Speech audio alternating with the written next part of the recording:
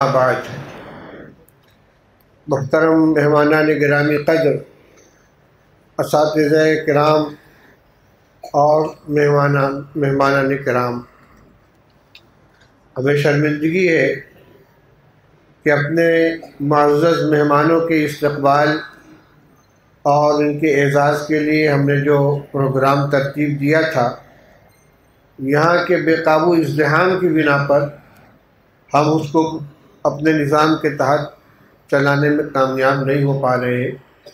دوسری طرف ہمارے جو اس پروگرام کے میزبان ہیں، ان کا بھی صورتحال دیکھ کر یہ تقاضا ہے کہ اس کو سمیٹ کر فوراً ختم کیا جائے۔ اس لیے جو عمومی پروگرام دارالحدیث کے اندر رکھا گیا تھا، جس کا وقت ہم نے 3 بجے طے کیا تھا، اس وقت تک ان کو روکنا عملاً ممکن نہیں رہ گیا ہے۔ لہذا میں یہاں پر جو حضرات موجود ہیں، ان کی موجودگی میں ہمارے جو اساتذہ کرام ہیں، دوسرے اداروں کے ذمہ داران ہیں اور دیگر حضرات، ان سب کی طرف سے اپنے مہمان گرامی قدر کا استقبال کرتا ہوں۔ ان کی آمد کا بہت بہت شکر گزار ہوں کہ انہوں نے اتنی لمبی مسافت طے کی اور دارالعلوم کو اپنے پروگرام کے اندر شامل رکھا۔ دارالعلوم دیوبند کا افغانستان کے ساتھ جو قدیم رشتہ ہے وہ ناقابل فراموش ہے، اور دارالعلوم دیوبند سے فارغ ہو کر افغانستان میں علم کی شمع روشن کرنے والوں کی ایک بڑی تعداد ہے۔ ادارے بھی قائم کیے انہوں نے اور دینی خدمات کی ہیں، اور آج بھی الحمدللہ یہ سلسلہ جاری ہے۔ اور میں سمجھتا ہوں کہ حضرت وزیر محترم کی یہاں آمد اس رشتے کی تجدید کا ذریعہ بنے گی اور اس کے اندر مزید وسعت پیدا ہوگی۔ طلبہ کو تعلیمی ویزا سہولت کے ساتھ حاصل ہوگی اور دینی علم حاصل کرنے کے جو مواقع ان کو مل رہے ہیں اس میں مزید وسعت آئے گی۔ میں پھر سے تمام لوگوں کی طرف سے، دارالعلوم کے ذمہ داروں کی طرف سے، ارکان شورا کی طرف سے، اساتذہ گرامی قدر کی طرف سے، طلبہ عزیز کی طرف سے مہمان موصول کی خدمت میں شکریہ پیش کرتا ہوں۔ یہ ایک افسوس کی بات ہوگی کہ بہت بڑی تعداد میں طلبہ وہاں ظہر کے بعد جمع ہونے والے تھے۔ حضرت کے استقبال کا وہاں انتظام کیا گیا تھا، لیکن اس بے قابو بھیڑ نے سارا پروگرام تتر بتر کر دیا۔ اس لیے اس موقع پر میں اتنی ہی پر اکتفا کرتا ہوں۔ جو تحریری استقبالیہ لکھا گیا تھا وہ یہاں پڑھ کر سنانے کا موقع نہیں ہے، وہ انشاءاللہ حضرت کی خدمت میں پیش کر دیا جائے گا۔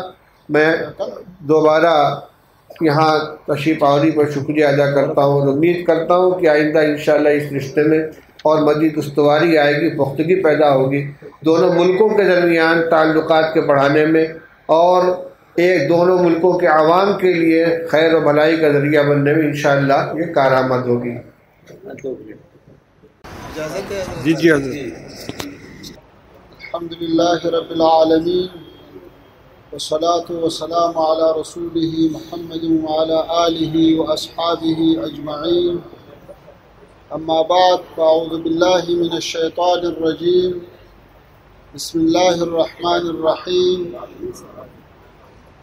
وتلک الایام نداولها بین الناس،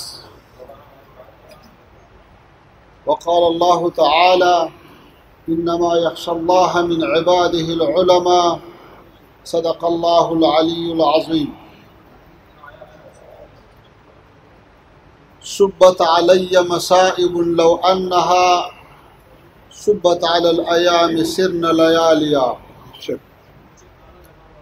دارالعلوم دیوبند کے قابل قدر اساتذہ، مشائخ اعظام، طلباء کرام اور محترم حاضرین، سب سے پہلے آپ کو اور ہندوستان کے تمام مسلمانوں کو افغانستان کے اکابرین، علماء کرام اور عوام کی جانب سے سلام اور نیک تمنائیں پیش کرتا ہوں۔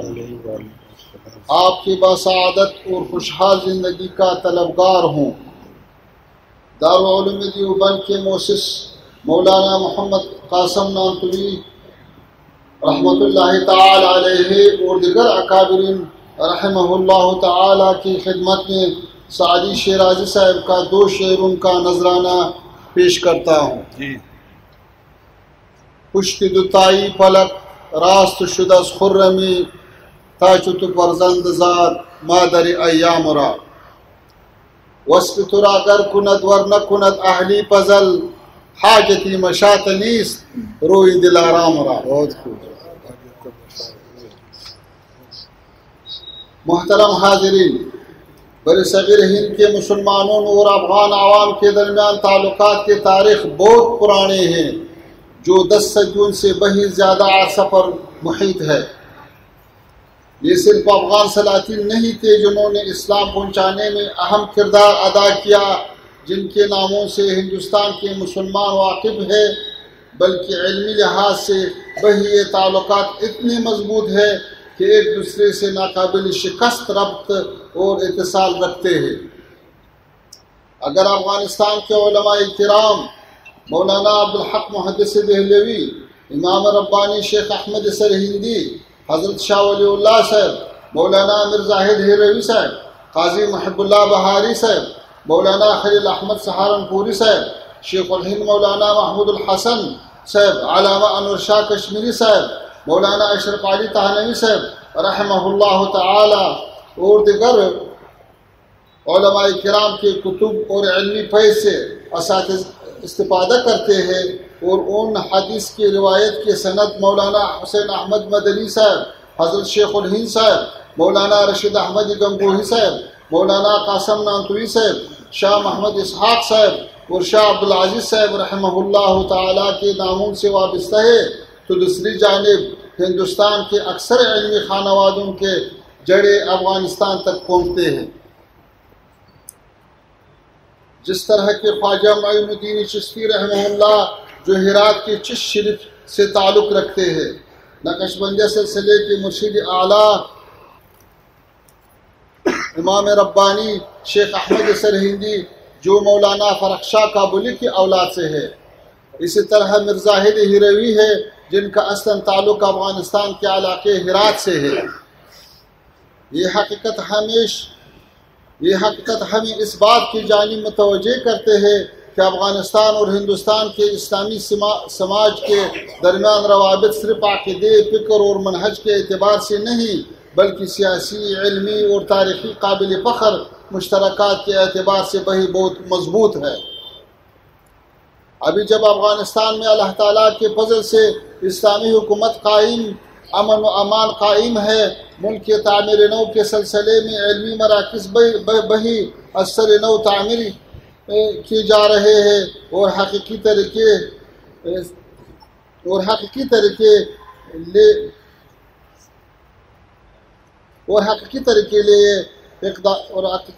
سے اقدامات کا آغاز کیا جا رہا ہے.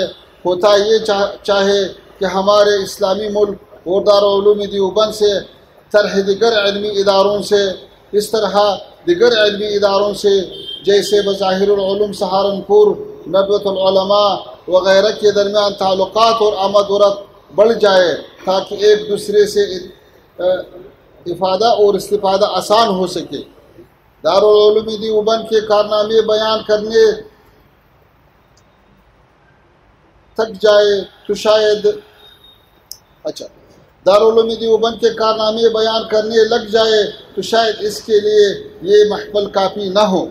مختصر اتنا کہوں گا کہ یہ دارالعلوم پوری امت مسلمہ خصوصاً جنوبی ایشیا کے مسلمانوں پر اللہ تعالیٰ کا بڑا احسان ہے.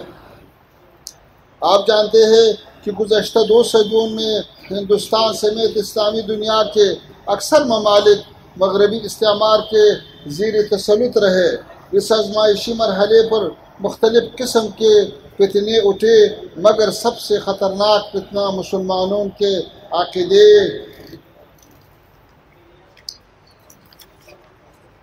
اخلاق اور ثقافت کے تحریف اور اس کے خاتمے کی صورت میں درپیش تھی.